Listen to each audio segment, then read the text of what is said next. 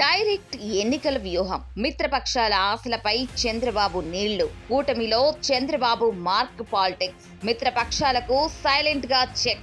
ఆంధ్రప్రదేశ్ లో స్థానిక సంస్థల ఎన్నికల వేళ రాజకీయాలు వేడెక్కాయి. టీడీపీ అధినేత చంద్రబాబు తన సుదీర్ఘ రాజకీయ అనుభవంతో అటు ప్రతిపక్షాలకే కాకుండా ఇటు కూటమిలోని మిత్రపక్షాలైన జనసేన, బీజేపీలకు కూడా ఊహించని షాక్ ఇచ్చారు. కర్ర విరగకూడదు, పాము చావకూడదు అని చందంగా ఆయన వేసిన వ్యూహం ఇప్పుడు రాజకీయ వర్గాల్లో హాట్ టాపిక్ గా మారింది. స్థానిక ఎన్నికల్లో ప్రత్యక్ష ఎన్నికలను తీసుకురావడం ద్వారా అత్యధిక స్థానాలను టీడీపీ తన ఖాతాలో వేసుకోబోతోంది. జనసేన, బీజేపీ ఎక్కువ సీట్లు ఆశిస్తున్నప్పటికీ చంద్రబాబు వారి ప్రతిపాదనలను నేరుగా తిరస్కరించకుండానే ఆ సీట్లను తమ పరం చేసుకునేలా పావులు కదిపారు. మిత్రపక్షాల అగ్ర నాయకత్వం ఈ వ్యూహాన్ని గ్రహించి మౌనంగా ఉన్నప్పటికీ క్షేత్రస్థాయిలో ఏం జరుగుతుందో అర్థం చేసుకుంటున్నారు. చంద్రబాబు రాజకీయ చతురత ముందు మిత్రపక్షాల పప్పులు ఉడకవని, ఈ నిర్ణయం వెనుక ఉన్న అసలు వ్యూహం ఇదేనంటూ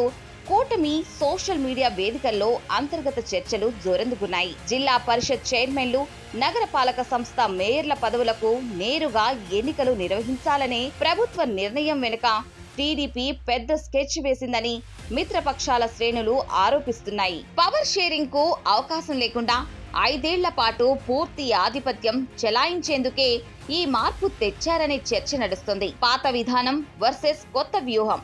దీనివల్ల టీడీపీకి లాభం ఏంటంటే, పాత పద్ధతి అంటే పరోక్ష ఎన్నికల విధానంలో గెలిచిన జెడ్పీటీసీలు, కౌన్సిలర్లు, కార్పొరేటర్లు కలిసి చైర్మన్, మేయర్లను ఎన్నుకునేవారు. ఈ విధానం ఉంటే జనసేన, బీజేపీలు 1 లేదా 2 ఏళ్ల పాటు తమకు చైర్మన్, మేయర్ పదవులు ఇవ్వాలని పట్టుబట్టే అవకాశం ఉండేది. అదే కొత్త పద్ధతిలో అంటే ఇప్పుడు తీసుకున్న నిర్ణయంతో ప్రజలే నేరుగా మేయర్, చైర్మన్లను ఎన్నుకుంటారు. సో ఇక్కడ టీడీపీ ప్లాన్ ఏంటంటే నో పవర్ షేరింగ్.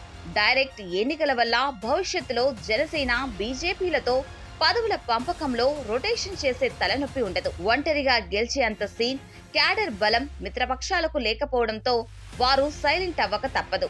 ఈ వ్యూహం ద్వారా అత్యధిక స్థానాలను సొంతం చేసుకోవడమే కాకుండా 5 ఏళ్ల పాటు పదవులకు ఎలాంటి ఢోకా లేకుండా టీడీపీ చూసుకోగలదు. మున్సిపల్, కార్పొరేషన్ ఎన్నికల విధానంలో మార్పులపై ఇటు రాజకీయ విమర్శలు వస్తున్నా తెలుగుదేశం పార్టీ మాత్రం దీని వెనుక కేవలం ప్రజా ప్రయోజనాలు, అభివృద్ధి లక్ష్యాలే ఉన్నాయని గట్టిగా సమర్థిస్తుంది. దీనివల్ల టీడీపీకే లాభం చేకూరబోతుంది. నేరుగా ప్రజల ఓట్లతో గెలవడం వల్ల నాయకుడికి పూర్తి స్థాయి ప్రజా మద్దతు ఉంటుంది. కౌన్సిలర్లు, కార్పొరేటర్ల అంతర్గత ఒత్తిళ్లు, రాజకీయ ప్రలోభాలు మేయర్ లేదా చైర్మన్ పై పనిచేయవు.